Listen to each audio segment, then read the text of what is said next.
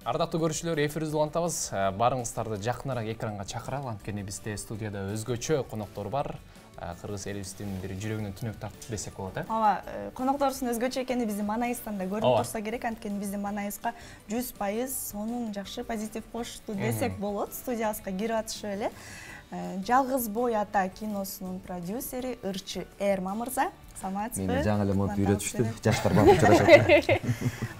Жана Жалгыз бой ата киносунун режиссеру, стендапер Азимхан Рахатов мырза. Саламатсызбы? Рахмат. Жана барыбыз тааныган, барыбыз билген Айка деп койбойбу? Акылай Саитова. Кутман таңыңыздар менен. Кутман таңыңыздар менен. Кандайсыздар? Кандайсыздар? Маанайыңыздар жакшыбы? Жакшы. 5 маанай 5. Мен ондой эле көрүп атам маанайдарынчы. Негизи маанайды Акылайдыкы 20 окшойт. кандай көтөрөсүздөр маанай таң эрте?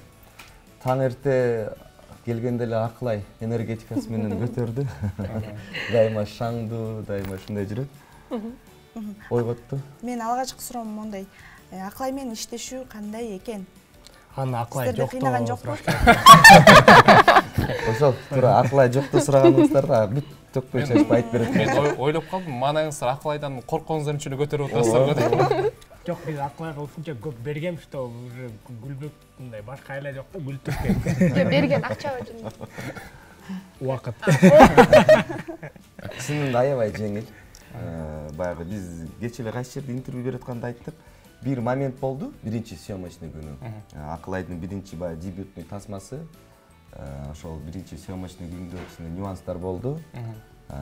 Проектибиз токтоп калчудай болуп калды. Бирок аябай жакшы отуруп сүйлөшкөндөн кийин эртеси Акылайдын энергетикасы ушунчалык күчтүү. Бардыгын оңой, күлүп туруп эле жеңет. Ошол. Кийинки эмнелерде аябай сонун болду. Ооба, сон. Бат эле көнүп кеттиңиздер деп. Ооба, биринчи күндөн кийин. Акылайым, энергияны каяктан аласыз? Энергияны ошол ата-энемдин колдоосу менен, менин көрүүчүлөрүм, менин окружением, менин жанымда дайыма успешный адамдар жүрөт. Андан кийин ошолордун энергиясына караганда айтышат го, эгерде сен бөлмөдө турсаң, сенден акылдуураак адам жок болсо, анда кетишиң керек депчи. Менин айланамда мага бир нерсе бере турган адамдар көп да. Бир нерсе деп мен именно материалдык жагын айткан жокмун.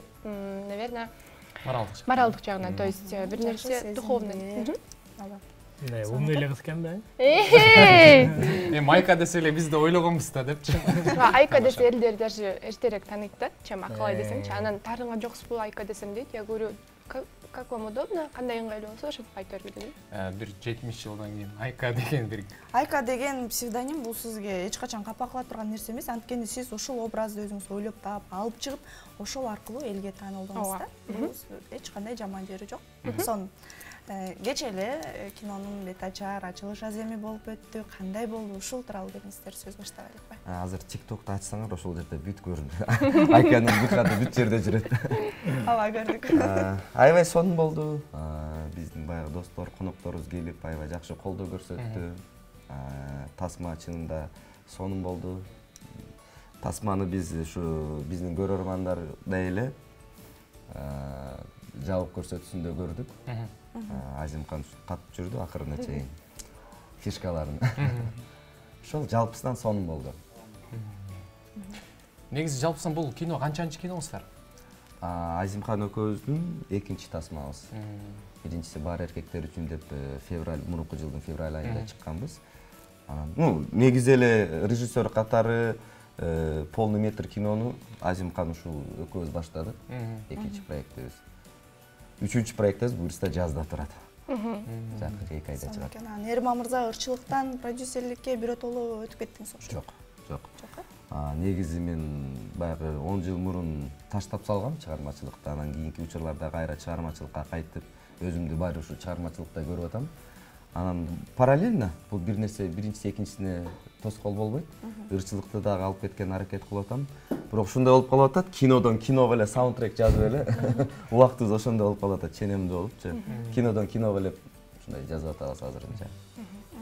Сонун экен. Неги сценарий жазууда бул сценарийди ким жазды? Азимхан мырза өзүңүз? Автор, сценарий, режиссер. Азаматсыз. Өзүңүз жазып даяр кылдыңыз же жазган соң балким бирөөлөргө текшертирип, кошчусун алып, кошчусун кошуп. Жалгыз эле мен эмес, көп адамдар менен кеңешип аттык. Мен сценарийді оқығаннан, мысалы, оқыдым әлі сценарийді. Оқығанмын? Бир аз бармас келе. Анан кейін мындай Азимхан байке барын эми полностью айта албайт да. Мындай самый важный моменттерин айтып кетти. Эмне жөнүндө болот, ким болот, кандай адамды элестетет ошол каарманга. Анан мен ойлодум, жок дедим. Я шучу. Нет, мне понравилось. Просто этот мындай в процессе дагы көргүм келди да. Ошол именно кандай эпизоддор болот, типа Азимхан байке жалпы эле айтып койду да, ушундай болот деп. Бирок загвоздка деп коет го. Я айтпай эле койбоймунбу, айта албайсам. Загвоздка. Мындай кинотеатрда көрүп атканда мындай жаңы нерселер болупту. Мындай. Ооба, мен мисалы катышпаган Мали менен башка каарман менен Арушка ойунун ойногон жеринен мен жок болгом мисалы. Мен видео алып жатканмын да. Анан мен көрүп ушундай барып эле деп коем. Ушундай жерлер бар. Кинодогу эки баш каарман болсо, анын бири Акылай. Эмне үчүн Акылай? Эмне үчүн Акылай тандалдыңыздар? Акылай азыр болуп турган убагында. Ачык эле айтайын. Бул биринчиден. Эми ачык да, маша. Албетте Акылайдын бизге деген мындай 1 жыл мурун биринчи кино чыкканда Эрмек байке экөөбүз кинотеатрларды айдап жүргөндө Акылайдын ошол кезде прямой эфири Инста Чикули деп чыга баштаган. Вот ошондо Эрмек байке сизге көрсөткөм э. Могуштун эмелери тамашалар жакшы экен, харизматы жакшы экен, ушун менен берип кино көрүш керек экен деп. 1 жыл мурун байкап койгонбуз, анан ошол 1 жыл өткөн соң кино чыгып буюрса. Эмне үчүн Акылай? Кыргыз эли үчүн жаңы актриса десек болот, мындай жаңы жүз да. Мисалы Малида көп киного тартыла элек. Акылай болсо жаңы кадам таштады, экөөнүкүн симбиозун мындай TikTokто деле, Instagramда деле жазып атат да. Идеальное сочетание деп, анан эми аны акырынан көрүп келатабыз буюрса. Элсинче дейт, элин чечет.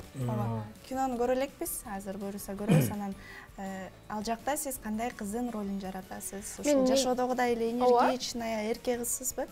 Ооба, ошондой эле ролду мага биринчи дебюттук ролум болду, башка каармандын ролунда.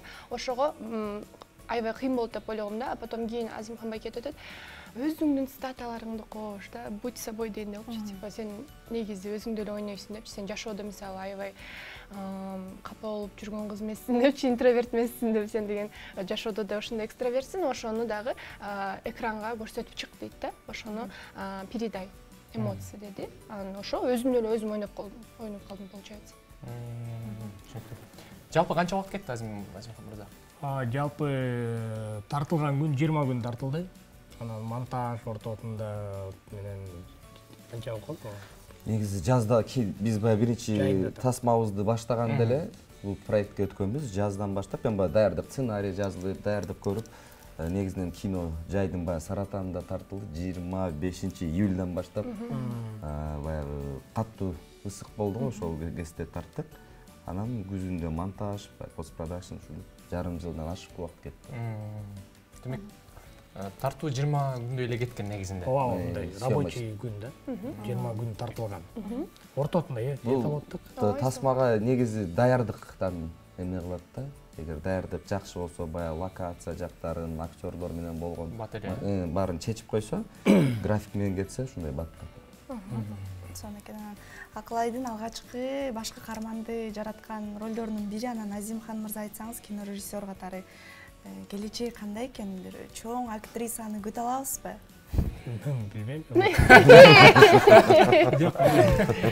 Бул азыр келечегин өзүм оюм катары айтып бере алам, мындай. Келечекти бир гана Кудай билет да, кандай болот. Просто уктап тура элек Азимхан байке ойгон элек. Сурап койгонуңарга рахмат. Мен үчүн келечеги өтө эле чоң. Кең анткени азыр Акылайдын эмесин алсак, жаш курагы жана харизмасы жана ошондой эле амбициялар менен алганда биздин азыр Кыргызстан талаасында азырынча ошол пока жалгыз. Артистичность аябай күчтүү экен. Анткени бою да uzun. Жылдыз оорусу менен ооруп калбаса эле. Жанда бир айтып атат. Бул эң башкы нерсе го дейм. Эң башкы, анткени ушунчалык азыр кечеки премьерадан кийин көп эмнелер жазуулар болуп атат, чалып атат.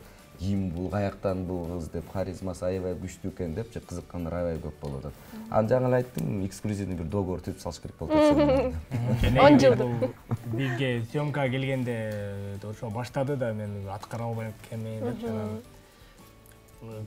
албетте телефонго тартып көнүп анан тирлетип кеткен да жакшы тарап кеткен СНГ боюнча эң активи күчтүү да бирок кинодон эли таң калганы бул кинодон мондай ойнойт турбайбы деп эл үчүн жаңылык болду демек бул өтө жакшы көрүнүш да келечеги жооп бердиңиз суроого съемкада тартылган өтө башкача экен негизи киноиндустрияда мисалы мен хлопушка деген нерсени үйрөндүм жанагы фокус пульдерди фокус кылып турат экен ошонун баарын билген эмесмин тамак берет экен сонун тамак беришип атты бизге күн сайын Айзимхан байке менен Эрмин байкенин достору өнөктөштөрү бизге бир нерселер алып келип берип атты сиздин дагы бир досуңуз бар го Эрмек байке деген тезкаңыз ошол дагы көп нерсе алып келип атты да рахмат Акылайды оңой эле экен баягы гонорар жөнүндө сүйлөшкөндө күндө жакшы тамак жакшы суусундук алып келип турса акчаны чоюп турса болот экен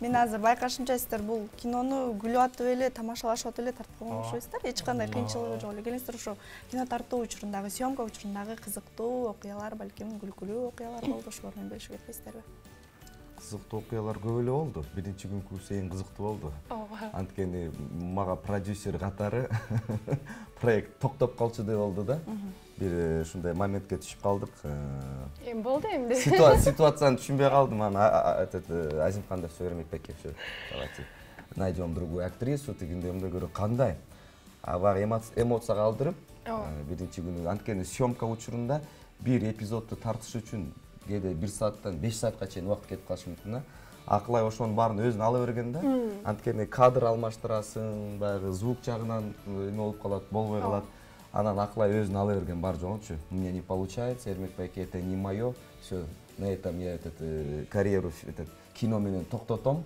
болбойт анан отуруп алып экөөбүз сүйлөштүк бул жаңы кадамда жаңы жолдо албетте бир татаалдыктар болот отурган эртеси карасак жакшыркай болуп гриль торт командага 25 кишиге сладость суусундуктарды алып келип здравствуйте за вчерашний эчтеке болбогондой кайра съемкабызды улап кеттик сонун негизинен сонун эң жөнөкөй мен жана тамашалаш айтып атам жылдыз орус менен депчи чынында ушунчалык азыркы деңгээлин алганда Акылай СНГде топ бир 10-20 блогердин катарында бул чоң көрсөткүч ошонусуна карабай эң жөнөкөй эң сонун киши өзүңүздөр байкагандай келдиңиз өмүр бою тааныш биздин карындашымдай эле ушундай бизде биринчи күндөн баштап эле мамиле ушундай болуп калган айтып атпаймынбы сонун эле тамак берип турсам болот ошол мен ошонусуна эле карайм райдеримде только ошол вкусно покушать болду сонун анан кинону элге тартууладыңыздар сиздердин оюңуздарчы азырынча жыйынтык чыгара албайбыз бирок эл кандай каалалды деп ойлойсуздар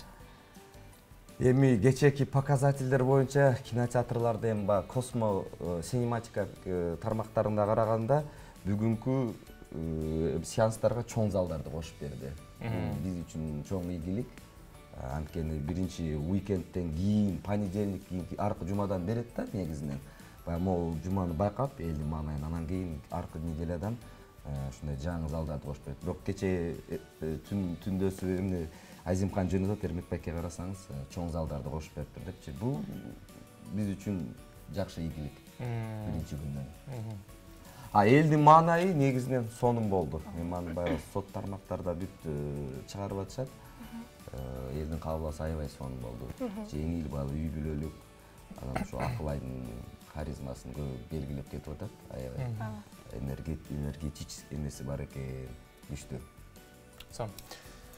бул сөздөрдү угуп мен аябай баргым келип атат негизинде анан мен ушул суроону качан берет экен деп баргым келет деп айткансыздар ушул Россия кинотеатрына 2 чакыруу билети калган бизге сиздерге кааласаңыздар режиссерлорго дебейсизби тиги күйөрмандар зрительдердин арасында ойноп койсоңуздар болот баягы бессрочный каалаган убакытта бирөөсүн ойнотуп бирөөсүн мен барып коеюн кесиптеш бизде ушундай мырзалар тамаша албетте биз чогорабыз же болбосо айтып кетсем болобу биз суббота күнү баягы эртең болуп калат да 20-сына саат кечки саат 8-де биздин башкы каармандар менен жабык көрсөтүү болот биздин күйөрмандар келип сиздер келип катышып көрүп кетсеңиздер болот Россия кинотеатрында. Ойнотуп эле коймой болдук анда. Ойнотуп турам. Муну ойнотуп коер керек. Саат кечки 8-де. Күтөбүз ошончо. Эртең менен келип алганда 200 киши. Алло, буге? 20:00 ребята. Аклайдан сурагым келип атат, эмоцияларыңыз кандай болуп атат?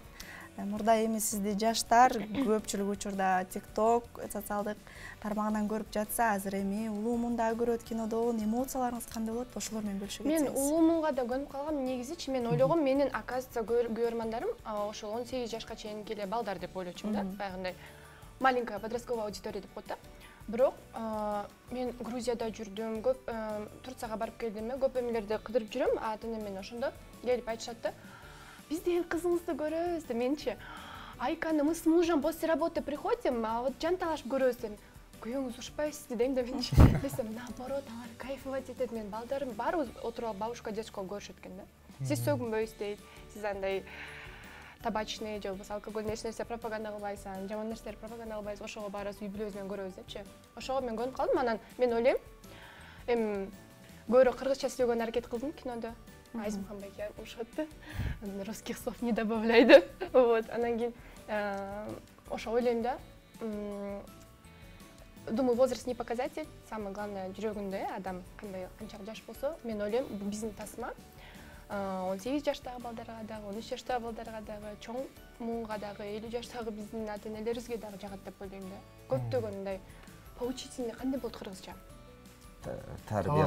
Мындай какой-то сабак алчу тасман болот деп ойлойм да мен. Анткени, ну, комедия жагы ооба туура, совсем деле шуткаларды кошпой койсок болбойт болчу, бир аз мындай шаңдуу болуш керек болчу. Бирок андай эмоциональный качели болоттук да, илип аттык, кайра серьезно болуп калаттык. Мен ойлойм баарына жагат деп ойлойм. Айзымхан мырза, кыргызчасы бирок чын эле өсүп калыптыр, тасмадан кийин. Менимби? Айзымхан байкем келет. Эми биринчи жолу ушуга келгенде өтө таң калгам, орусчалык кызыгуу депчи. Анан этномедиадагы интервью алып атканда кыргыз тилде же орус тилинде кино деген, айтып 3 тилде деп анткени кыргызча, орусча, англис тилде. Англисче тилде койсоң керек. Hey guys, today we're on the NTS TV show. I hope you guys are gonna like our movie because we have the best producer in the world and we have the best director in the world. Мен жөнүндө айтып кеттик окшойт. Yes. Эрмбайкен Азимхан and of course my partner Алтынбек. I'm happy that I was included to this movie and in general I wish all the luck to all of us. Thank you. Англисче алып баруучу керек болсо, энте. Кол чалар болсо. Thank you. 3 тилде кино болду. Бирок орусчасын билесиңер да. Таша, балло. Сегодня у нас в таком эфире, да? Всем привет. Мои туганы, которые мне родственники, да, смотрите. Всем привет. Спасибо. Фирменный, да? Фирменный. Буга чейин көпчүлүк эле телеканалда интервьюларда сурашса керек, ушул бирок мен дагы сурагым келип атат. Ушул Айканын образы сизге кайдан келди? Айканын образы ошол совокупность болуп калды. Ошол кыздардын эмелерин көрүп атып, эфирлерин көрүп атып, бир какой-то персонаж чыгарып койду да. Баарынан бир аз Кстати, ошондой эле болду да. Мисалы көрүп атканда, алар подряд чыгып калат да. Бирөөсү болсо эфирде чой уктап атат, бирөөсү боёнуп атат, бирөөсү болсо я сегодня в школу хотела, но думаю, не пойду дейт да. Анан мен мындай шашып сүйлөгөндө ушинтип угуп кетсе керек деп дагы угуп көрүп атам да. Десем, привет, Дима, деп бирөө менен сүйлөшүп атат кадимкидейчи. Бул өзү ушинтип сүйлөйт экен деп, просто мен баягы со стороны как это смотрится көрсөтүп коеюн дедим эле да. Анан кээ бирлер туура эмес үчүн калды балким да. Өзүнө алып алышты да көбүчө.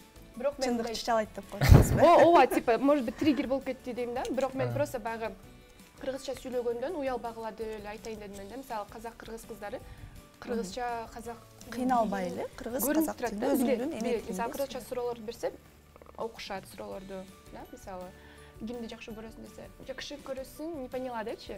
Калп эле, аны жашоодо көрсөң, кадимкидей эле кыргызча сүйлөгөнүн билет да. Анан ошону хотела передать. Анан Нурс менен Айбачы алар барбы жашоодо? Жашоодо болгон, бирок Жок, так гүл келбей калды көптөн бери. Тошкалар жок, Азыр локти кусай болуп отурушат. Алар, мне кажется, Кечеки премьерада эйнова. Эжем айтып атпайбы, сен баннерлериң бүт жерде жүрөт дейт. Анан сени унута албаган жүргөн бывшийларың көрүп алып, ой кудай деп, качан жоголот экен депчи, ошо ошентип жүрүшөт дейт. Бирок мен баарына мындай эч кимге жамандык деле каалабайм. Эгерде көрүп атсаңар, Нур Сайба бактык. локти. Рус бар, Рус Макс бар, төртөө. төртөбү? Ооба. Көрсөңүз жакшыраак эфирлерди. Мен калтырбай көрөм. Көрүнүп турат сразу. Анан бойго жеттиңиз дегендей, азыр чыгармачылыкка жаңыдан аралашып, атаңыз алыска бараткан учуру анан жеке жашоо тууралуу ойлонбой элесизби азырынча? Көбүнчө карьерага акцент коюп атам. Именно кино жагынан. Блогерство эмес, вот кино жагынан үмүттөнүп атам. А так, ыймандуу, таланттуу балдар жазып тургула. А вакансия открыта дегендей. Супер инфо. Демек, жүрөгүңүз бош, Жүрөгүңүз бош, жүрөгүңүз бош. Жүрөгүм, как сказать, бош? 50 на 50 так. 50 на 50. Мен аябай бат сүйүп калам адамды, ошондой эле бат унутуп калам. Ошого эгер мен сени сүйүп калдым десем, мындай көп ишенбей эле койсоңор болот да. Сон кийинки жазында дедиңиздер дагы бир проект кино тууралуу. Анан ал мындай сырттан айта аласыздарбы, эмне жөнүндө тартылат? Байке айтып. Режиссер келбейсиң, сен проект. Ал кино жанр мелодрама. Ал жакта комедия жок. Назаркы жаштарга, биздин жаш муундарга арналган мелодрама жанрындагы сүйүү жөнүндө аябай жакшы бир кино. Жолукканча деп аталат кинонун. Ал жакка Акылай тартылабы? Жок, тартылган жок. Тартылбайт, Болду, тартпайбыз. Биринчи проект эмес. Акылайга чогултуш керек дагы. Ооба. Бирөөс жетпей калышы. Сон, анан ошол киного саундтрек катары жүрөгүң аманат деген ырды жазыптыр десе, ырдын автору ким? Келиңиз ырга да токтоло кетиңиз. Ырдын автору өзүм. Өзү да ошо биз бас студияда. Сөз обону сизге таандык. Жок, сөзү Азирет Асанов деген жигитке таандык. Обону мага таандык. Азыр баягы эмне болуп атпайбы? Композитор менен обончу деген чоң эмне болуп атат да.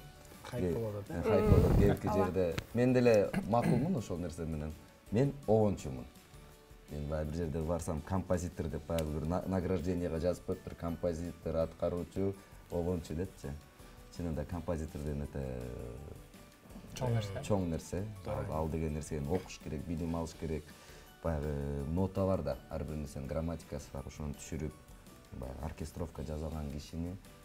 Ошон үчүн мен обончу, ырдын обонун, анан бизде ошо өзүбүздө жигит бар, аранжировщик ошол музыка түшүрүп, Азимхандын баягы требованиясы боюнча мондай жерге ыр керек деп, мен ошонун текстин заказ берип жаздырганбыз. Бир салдык мүнөттөрдө бул ырга дагы күбө болобуз. Анан сурайын деген нерсе, сиздин образыңыз ушул жана Айкан образында коштуңузбу киного? Мен айтып атпайм, Айка бүт эле Айка болду деп. Бүт эле? Ооба, бүт эле Айканын статалары, бүт эле Айканын кылык жоруктары, Айканын маанайы, ошол Айканын акценти да бар. Конечно, обязательно. Биз атайын кошоттук ошол жердерин. Демек, киного Акылай эмес Айка тартылган турбайбы? Ооба, туура айттыңыз. Мен көп айтып койдум, спойлер кылып. Өзүңүздөр көрүңүздөр. Айтпайм башка. Дагы бир түшкү тамактанууну алып берип, анан кинону айтып деле алсак болот окшойт. Алабыз, биз ошол бул жерден жумушту баштайбыз. Бул жерде кофейнядан чыгып, тамак менен анан кийин маркетингдик план жазып. Ооба. Айка вперед! Ооба. Мындай токтош керек да негизи. Көстүк кетет. Иш болот, иштей берели. Конечно. Келиңиздер, сиздерге бир эркин микрофон суналык, элибизге кайрылып, ушул Жалгыз бой ата киносуна чакырып кетсеңиздер болот элде. Азимхан мырза, сизден баштайлы. Мен баштап бияк бүтүрүп койсун. Давай. Мен негизи Эрмек байке ништяк мындай заканчивающий эмелерди айтат да. Урматтуу кыргызстандыктар, кимдер бүгүн жумушка баратса, кимдер бүгүн үйдө отурса, барыңыздарга бүгүн кутман күнү каалайбыз чын жүрөктөн. Жалгыз бой ата, Папа с прицепом деген кино бардык кинотеатрларда болуп атат, андыктан сөзсүз барып көрүңүздөр. Ал жерде эң мыкты Айканы көрө аласыздар жана ошондой эле сиздердин балдарыңызга негизи эле ар бир адамга жагат деп ойлойбуз. Тарбиялык мааниси терең деп коебуз. Мен өзгөчө суранайынчы, Айканын образында кайрылыңызчы. Кыргызча Айка сүйлөй алат? Сүйлөй алат. Неге сүйлөйм? Барыңыздар кутман таң. Биздин Жалгыз бой аттуу кино тасмабызга келип кетиңиздер. Анан өзүңүздөрдүн ой пикирлериңизди соц тармактарда, Instagram, TikTok, жада калса YouTube'дан дагы жазып койгула. Анан бул видео дагы чыгып калса YouTube'га жаман нерсе жазбагыла, хорошо? Мен таарынып калышым мүмкүн. Айбанурска да салам деп. Айбанурс, Эми Орусча деле кайрылып койсоңуз поезд уехал дегенде, анан кийин надо было запрыгнуть дегенде, но не успели, ничего. Следующий кандидаттарга место открыто всегда. Ошо баарыңыздарга рахмат колдоолоруңузга. И биз ойлойбуз, что Кыргызстанды жакшы жагынан чыгарган кинотасмалардын бири болот деп ойлойм. Азамат. Нечего добавить, да? Все. Мен ошону кыргызча которуп коеюн. Давайте. Чакырууңуздарга эфирге чоң рахмат.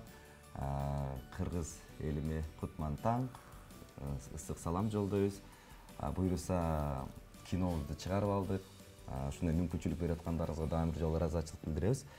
Достор, келгиле, кечэтен 18 январдан баштап Кыргызстандын, Россиянын кинотеатрларында кинобуз азыр прокатка чыкты. Андыктан келип, көрүп, жакшы эс алып кетиңиздер деп айтабыз. Ошол тынч болсун Кыргыз элим, баарыбыз аман бололу. Айтканыңыз келсин. Анан Айба Нурска да сиз да салам айтып койбойсузбу? Таанойт да аларды. Мен тааныбайм аларды. Немелер бар башка. Бүгүн да башка каарман келип ала калды. Алтынбек бирок кесе төртөөбүз батпайт экенбиз да. Жакшы Баары болуп турчу. Баары батпайт болчу. Ошо Алтынбекти не расстраивайся. Чинат Алтынбек, кстати. Ал ден жаппал. Малин аты Чинат Алтынбек, 98-жылкы. Жок, баары келе койчу. Менде просто директор 3 суроо да, девушкасы барбы? Жүрөгү бош болушун айттыңыз эми. Анын жүрөгү бош, кстати, девушкасы жок, кыздар, пожалуйста. Вот, ал деген жанагы Джакстын клипинде снимать эткен да. Биз ошону саундтрек бывает салдым. Болду, жапкыла. Түргүлө. Сиздерге чыкмачылык ийгилик. Буюрса, ал киностар жалпы Кыргызстан эмес, эсен барымта турган кинолордон болсун эле. Айтканыңыздар келсин. Рахмат. Ал эми тамашалоо программасы өз берүүлөрүн улантат. Жаңыдан тамактанып отурган болсоңуздар, тамагыңыздар дамдуу болсун дейбиз. Ал эми үйдөн сыртка чыгайын деп турган болсоңуз, бүгүн сыртта барай кандай болду экен деп турсаңыз, бүгүн 19-январь күнгө жума, өлкөсү абанын температурасы максималдуу 12 градуска чейин көтөрүлсө, тоолуу аймактарда жаам-жашы күтүлөт. Батыштан соккон шамал ылдамдыгы секундасына 7-3 метрге чейин жетет. Алдыда абарай тууралуу кененирээк маалымат.